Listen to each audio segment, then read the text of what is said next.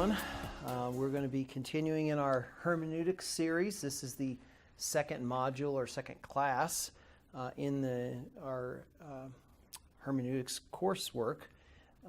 This one is going to be associated with the interpretation or an introduction really to interpretation, because we're not going to be able to go into all the detail that we would normally want to go into, but this is going to introduce you to the, if you will, the art and science of biblical interpretation.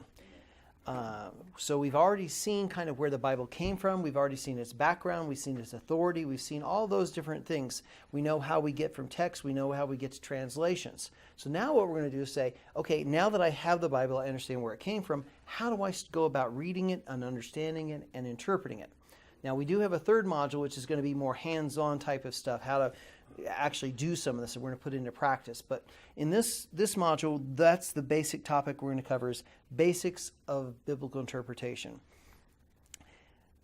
Now, one thing we have to be very careful about is we're not going to go into all the detail of varying Protestant systems. In other words, how we go about doing these things, the different systems, because there's different ways. You can take these same principles and apply them in different ways.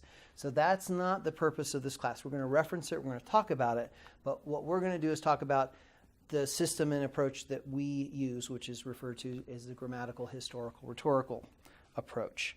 We're also not going to be covering specifics of prophetic language, because that's almost a whole class in itself to dealing with prophetic language. We might reference it, but we're not going to go into any detail there. And we're also not going to talk about the Old and New Testament usage. We're going to cover that type of an idea in some other coursework. But in this class, we're not going to be going into that level of detail. Most of these notes that you have for this class are based on Roy Zook's, actually class notes originally, but that has been now translated into a book which we want you to get, is Basic Bible Interpretation. And it's by Roy Zook. You can get that very easily. That is where the reading assignments, that's where this material is taken from. We amalgamate it, we add to it, we do a lot of different kinds of things with it. But that's, he was a professor at Dallas Seminary. He recently went to be with the Lord. But he has a really, really good handle on how to handle Scripture, regardless of what system you are dealing with, how to get into text, how to understand text, things you have to consider as a student of the text. So this applies to anything that you're working with. Now, this module is broken into 6 lessons, and here's some of the topics we're going to cover.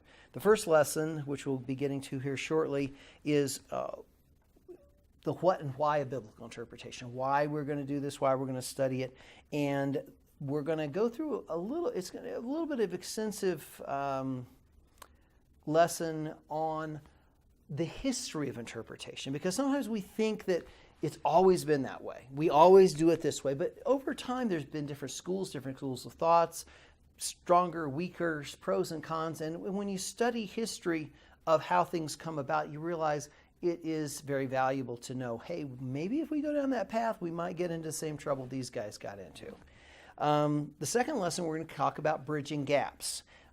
In particular, cultural gaps, and there's places the text in its historic context. The third lesson, we're going to do bridging some more gaps, so this is going to be dealing with grammar and context, or the linguistic context, how languages are used and how expressions in different cultures and contexts come about.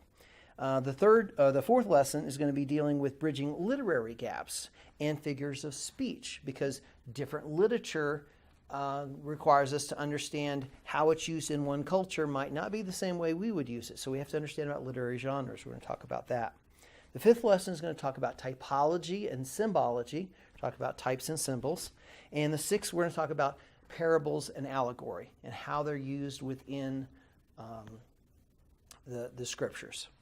So really the objective of this whole module is to give you a good foundation of the tools and techniques for what's referred to as the grammatical, historical, or a literal, rhetorical. There's a whole bunch of different things you can add to it. But we're going to, as we go through the history, you're going to see this is a particular way of handling Scripture, which we feel is going to best bring about what God intended for us to know and understand. That's why we teach it. The text, again, is Basic Bible Interpretation by Roy Zook, Z-U-C-K. and that's what we're going to be using for the course itself. If you like to go through a little bit more historical information, because one of the lessons we have, the next lesson we have a lot of material for that background, is The Story of Christianity by Justo Gonzalez. He goes and he talks about a lot of the people and where they are in time and history, and we also have the church history class that will, goes through some of these things, but just not in the same level of detail. Now, for reading assignments, we have the general reading assignments is basically you're going to read the whole book. Again, we're not going to cover the prophecy section, but there's specific reading assignments in your notes. Each lesson has which chapters we're covering. So in those notes you'll see them, but also here in the course overview for everyone. So the what and why is chapter 1, and the biblical interpretation now and then chapter 2. And that's what we're going to be looking at next, lesson 1.